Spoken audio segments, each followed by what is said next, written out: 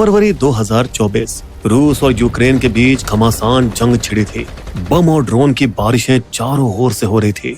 वहीं 2 महीने पहले दिसंबर 2023 में हजारों किलोमीटर दूर केरल के थिरुवनंतपुरम के अंजुतेंकु गांव में 24 साल के प्रिंस सेबेस्टियन और उसके पापा समंदर में मछली पकड़ने की कोशिश कर रहे थे, लेकिन खराब मौसम के चलते वो 1 महीने से खाली हाथ भटक रहे थे।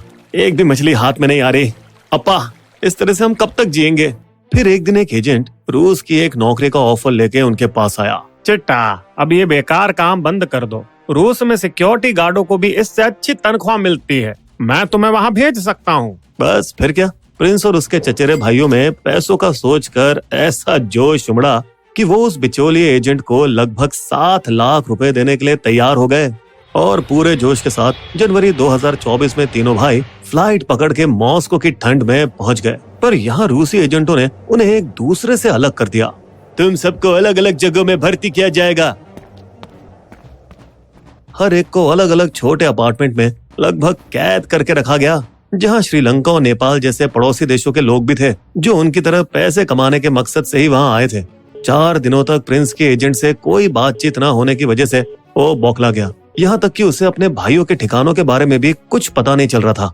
उसके अंदर के मछुआरे ने सूंघ लिया था कि कुछ तो गड़बड़ थी। क्या हमें रूसी सेना में गुलाम बना दिया जाएगा? और उसका शक सही भी निकला, क्योंकि एजेंट एक बुरी खबर के साथ वापस आया। तुम अब रूसी सेना में एक सहायक के रूप में काम करोगे।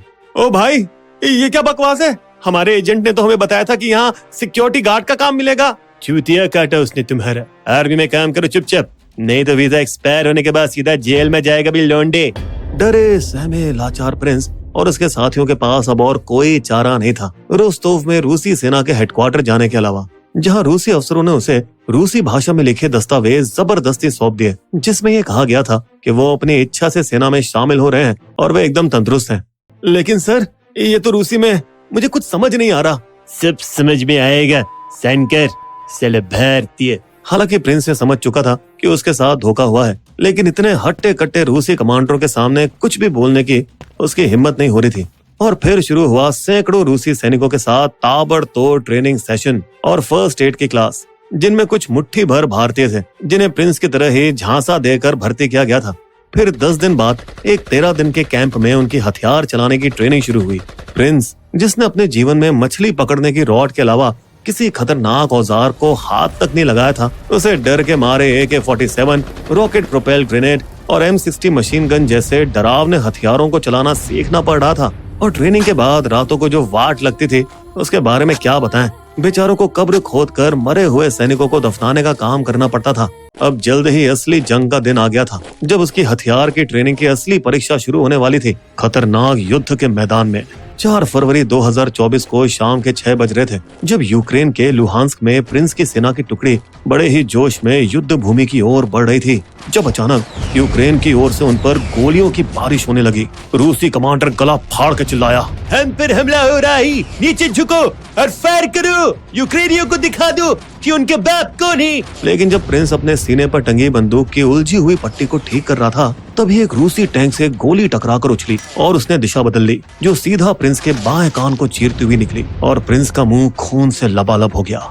वे अचानक दर्द से लड़खड़ाने लगा और अपने बगल में एक मरे हुए रूसी सैनिक पर गिर गया। वो दर्द और डर से कुछ सेकंड्स के लिए एकदम सुन्न पड़ा रहा और फिर धीरे धीरे होश में आया। वो एक हाथ से अपने कान को ढककर पास के सैनिकों की खाई की ओर रेंग रेंग कर जाने लगा। तभी अचानक उसे एक डरावनी आवाज सुनाई दी और उसने अपने ऊपर एक ड्रोन को उड़ते हुए देखा। उसकी मौत उसे सामने दिख रही थी। उसने कूदकर बचने की कोशिश की और लगा कि वो बच नहीं पाएगा, क्योंकि ड्रोन से जो ग्रेनेड निकला वो उसके बगल के रूसी सैनिक पर गिर गया, जो विस्फोट में मारा गया।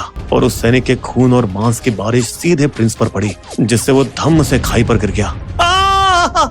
इंटरवल, क्या प्रिंस इस जंग में बच पाएगा? क्या वो भारत में अपने घर वापस लौट पाएगा? देखते रहिए, लेकिन पहले लाइक, सब्सक्राइब और कमेंट भी करें दोस्तों, और घंटी का बेल आइकन तो जरूर दबा दीजिएगा। तो हमारा प्रिंस हार मानने वालों में से नहीं था। उसने अपने घाव भरने का साहस जुटाया, अपनी भारी जैकेट में पड़ी दवाइयों और बिस्कुट के पैकेट से।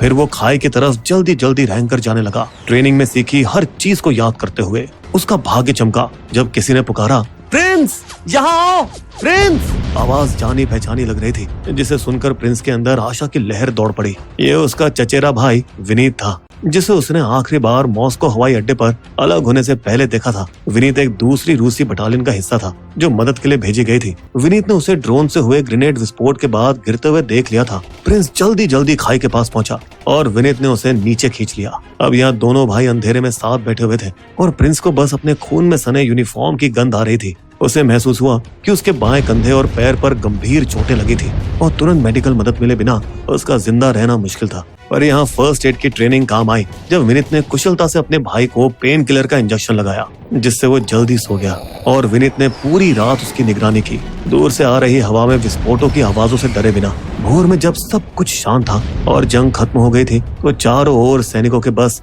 शव ही पड़े थे। उस समय विनीत प्रिंस को उठाकर बेस कैंप वापस ले आया।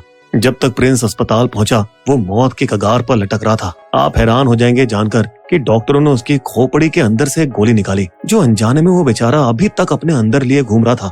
इसके बावजूद ये एक चमत्कार ही था कि प्रिंस आखिरकार ठीक हो गया। 10 दिनों में 5 अस्पतालों के चक्कर काटने के बाद यहाँ एक बार फिर विनीत प्रिंस से अलग हो गया और अकेले बेस कैंप में चले गए। प्रिंस अब वहाँ से भागने के लिए और बेताब हो गया। मैं नहीं बचूंगा, मर जाऊंगा रे मैं इस नर्क में। उसने रिस्क ली और छुट्टी मांगने की हिम्मत जुटाई। सर, मुझे मॉस्को में अपने रिश्तेदारों से मिलना है, क्या मैं एक दिन के लिए उनसे मिलने जा सकता हूँ? अभी तेरे वहाँ कौन से गोरे रिश्तेदार आ गए? चल ठीक है जा, लेकिन कल वापस नहीं आया ना तो पुतिन की कसम मुझसे बुरा और कोई नहीं होगा। मॉस्को की सड़कों पर चलते हुए प्रिंस अपने अगले कदम के बारे में सोच ही रहा था कि तभी उसकी नजर एक चर्च पर पड़ी। भगवान जीसस क्राइस्ट, प्लीज मेरी मदद करो। उसे वहाँ एक पुजारी मिला जिसे प्रिंस ने अपनी परेशानियां बताई।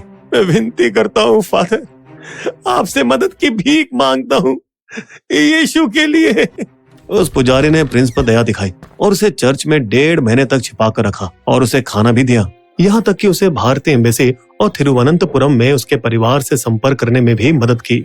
और यहाँ खुशी की बात यह है कि आखिरकार उसकी वापसी का इंतजाम हो गया और वो पिछले साल 3 अप्रैल को घर वापस लौट आया। प्रिंस ने भारतीय एम्बेसी के जरिए फिर अपने चचेरे भाई विनीत और टीनू को भी वापस लाने की कोशिश की, जो शायद अभी भी जिंदा थे और यूक्रेन में कहीं लड़ रहे थे। प्रधानमंत्री मोदी ने भी रूसी प्रधानमंत्री व्लादिमीर पुतिन से बाकी भारतीयों की जल्द रिहाई के लिए मदद मांगी है, जिसके बाद 126 में से 96 भारतीयों को वापस लाया गया, जिन्हें रूस की सेना में झांसे से शामिल किया गया था, जबकि 12 की मौत हो गई और कम से कम 16 अभी भी लापता हैं। पता चला है कि रूस में लोगों को फंसाने वाला एक बड़ा ठग दुबई में रहने वाला भारतीय यूट्यूबर फैजल खान उर्फ बाबा था, जिसके झूठे वादों से भरा वीडियो जिसे रूस के सेंट पीटर्सबर्ग में रिकॉर्ड किया गया था खूब वायरल हुआ और जिसे साउथ एशिया के लोगों ने खूब देखा। साला झूठा। इसमें 4 बड़ी ट्रैवल एजेंसियां भी कुछ 100 लोगों को ठगने में शामिल थी, जिनमें से कुछ को कंबोडिया में फंसा दिया गया था। और ये कहानी हम हाल ही में कवर कर चुके हैं, देखिएगा जरूर। 180 दिल्ली के लौंडे जिन्हें लगा उन्हें रूसी विश्वविद्यालयों में दाखिला मिलेगा, वो बेचारे ठगे गए। सीबीआई ने देश भर में 13 स्थानों पर छापे मारे और कई एजेंटों को गिरफ्तार किया जो एक बड़े मानव तस्करी नेटवर्क का हिस्सा थे। लेकिन धोखेबाज यूट्यूबर बाबा, जिन्होंने अपने वीडियो और चैनल को डिलीट कर दिया है, वो अभी भी फरार है। वो एजेंट भी फरार है जिसने प्रिंस और उसके भाइयों को इस नर्क में फंसाया। अब भले ही प्रिंस किसी तरह उस मौत के मुंह से तो बाहर आ गए, मगर उनका भविष्य अभी भी मझदार में ही पड़ा है, क्योंकि उन्हें बहुत सारे पैसे कमाने पड़ेंगे भारी कर्जे को चुकाने के लिए, जो उसके परिवार ने उसे इस नौकरी पर भेजने के लिए जुटाए थे। प्रिंस अपने घावों से धीरे धीरे उबर रहा है, लेकिन क्या उसके जंग के सदमे के गहरे मानसिक घाव कभी ठीक हो पाएंगे? इसलिए दोस्तों, आप भी कभी रिश्वत लेकर भारत के बाहर नौकरी देने वाले किसी भी दलाल से सावधान रहें, क्योंकि हम चाहते हैं कि कोई भी इस तरह के नरक में ना पहुंचे। बिस्बो की शायरी। फंसे प्रिंस जाकर जहां, वो थी रशियन फौज, एजेंटों की हो गई पैसे खाकर मौज। बिस्बो कहता संभलना, रहना खबरदार, एजेंटों के चक्कर में फंसना जाना यार। हमारे वीडियो कंटेंट के सोर्सेस आपको डिस्क्रिप्शन में मिल जाएंगे।